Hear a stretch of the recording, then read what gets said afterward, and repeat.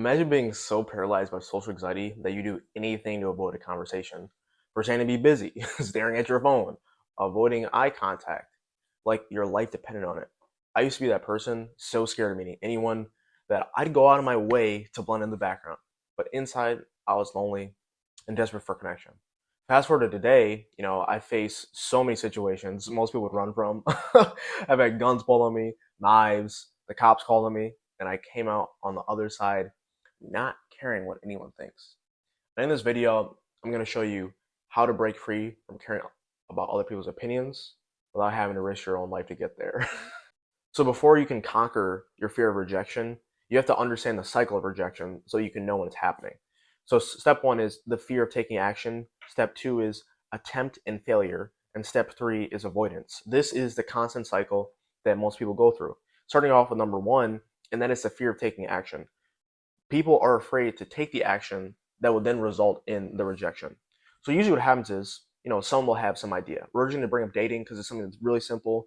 I think everyone's been there before, right? So you see attractive girl. You think to yourself, oh, I would love to go talk to her. But you then say, oh no, I don't want to do it. What if she doesn't like me? Or what if she does all this terrible stuff? Right? What if she screams in my face? So these are the things that are playing in your head. Now, before we debunk that, I would first want to talk about fear. What is fear? Okay. So fear is false evidence appearing real. So what happens is we start to catastrophize in our head of these things that typically are not going to happen, right? And then we then make it harder for us to take the action because we have all this stuff in our head that isn't even real.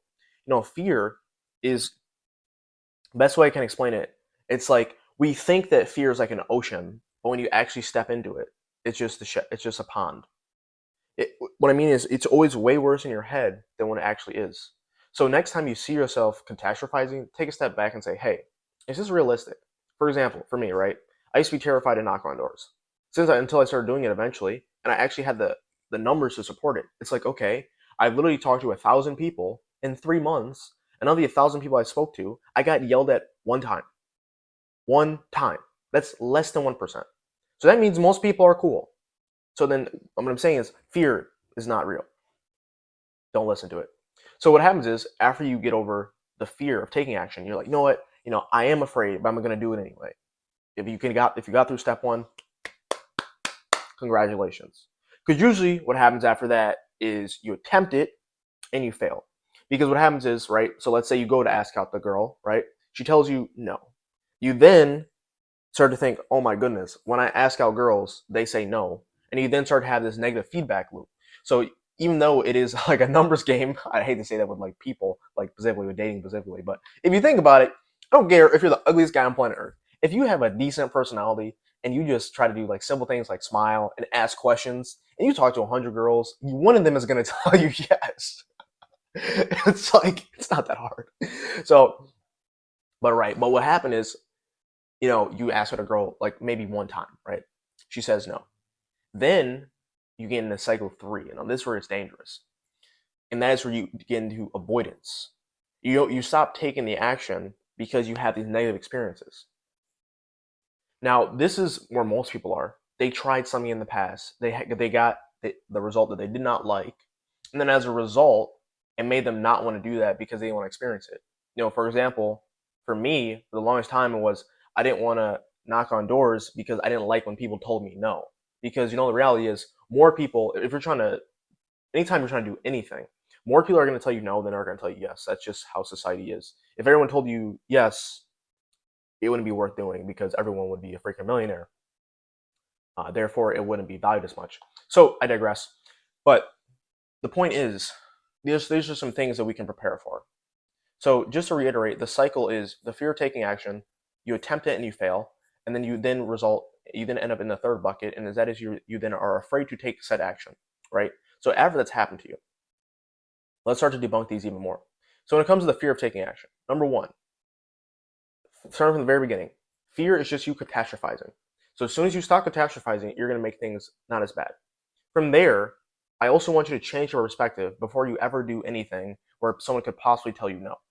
So for example, if you're going to go ask out a girl, right? What you don't realize is you're actually putting her on a pedestal, which is then making you more afraid. Versus what you need to do is you need to do the opposite, and that is you need to put yourself on a pedestal. This applies in anything in life, whether it be sales or dating. Right? For example, you want to go talk to a girl. You're like, oh, I really hope she says yes because I really want to get laid. Right? I know that sounds funny, but that's literally how most guys think. But what you need to do instead is you're like, yeah, I'm gonna go talk to this girl. If she says yes, that's great. If she doesn't, I really don't care. Like I'm smart, I'm in shape, I got money, I read books. I mean, I know I'm gonna go really far in life. And just tell yourself whatever is true for you. Like, don't tell yourself that if that doesn't apply to you. But personally, that is what I tell myself before I meet tons of people. For example, other day, right? I'm in the gym. I see this very successful guy. I know who he is, but I'm afraid to go talk to him because I'm thinking, oh, what if he, doesn't want to be bothered because he's just exercising? And I then realized, I'm like, Aaron, do you or do you not have skills that you could offer this guy? Hell, even if it's not skills, do I have connections I can offer? Could I provide value to this person in some way? Yes, I could. So then why am I sitting here being afraid to go talk to them if it's literally going to be a win-win situation? And then I was like, then the fear went away. And then again, why did I even have it in the first place? Because it's not real. Like, that's another thing. Even after it's still there, that's okay. Take action despite of how you feel. Because the more you take the action, the fear will start to go away less and less. Like, this is not like a magic pill. You're still going to have these feelings. They're just not going to be as strong. So when it comes to fear of taking action, you need to reframe your thoughts. Realize that you are the prize. Even if that's not true, figure out what it is that you can do to someone that can you offer. For example, you're about to make a sales call. So many guys are like, man, I really hope they get this deal. Dude, your prospect is the one that has the problems. You are the one that has the solution. So why are you sitting here beating around the bush? Like, just own it, bro. And then from there, we have attempt and failure. After you finally have mastered just taking the first step, you're now like, okay, this sucks. Instead of seeing seeing the result as a negative, see it as a positive. Because as soon as you can change that, you're gonna get rejected more, which is gonna result in you getting more of the things you want out of life. Rather if it be financial, or relational, whatever it is, right? I don't even know if that's a word, relational. But anyways, you guys get what I'm saying though.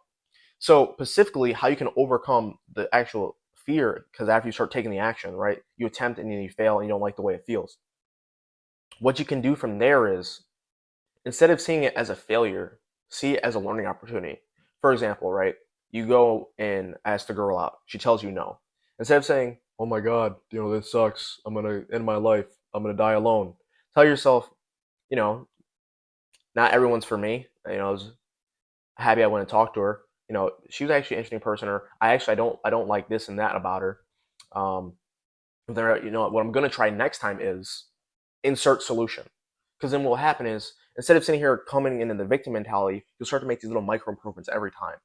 And then when you go and talk to that girl again, the different girl, you're probably going to have a higher chance of success because you have now gotten better at that thing. And like I said, this can apply to anything. And then from there, we then have avoidance, right? That's just avoiding taking the action again due to the negative experience. And this 1 and 2, 2 and 3 really tie together. You know what I mean? And that is, once you can really start to see your quote unquote failures, by failure I just mean anytime you don't get what you want. If you can change the way you see it, instead of seeing it as a failure, see it as a learning opportunity, that's when you're going to start to grow. And then I would say this is really probably the last frame of mind, and that is, for those of you that really care about what other people think, I would love to tell you that you're going to watch this 10-minute video and then your life is going to change. It will, if you keep on taking these little small micro improvements. But from there, what you need to do is, rather than caring so much about what other people think, become obsessed with what you think about yourself. I don't care what you need to tell yourself. I don't care how terrible it is.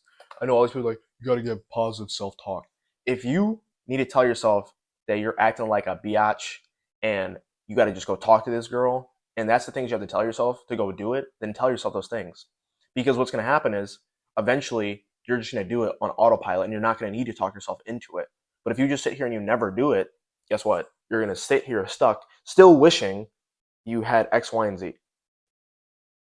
And the one thing that's really going to help you is, like I said, even if the fear is there, just accept it. Accept that the fear is going to be there probably no matter what.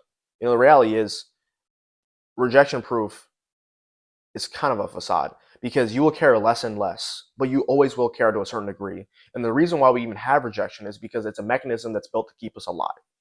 So next time you're about to go do something, just remember this. There are no magic pills. The only way to get over the fear of rejection is to feel it more and more and more. Because what will happen is your brain will realize that when people tell you no, or they tell you something you don't like, you are not going to die. And then that's when you'll start to care less. You always will care, but just don't care so much that prevents you from getting the places you want in life.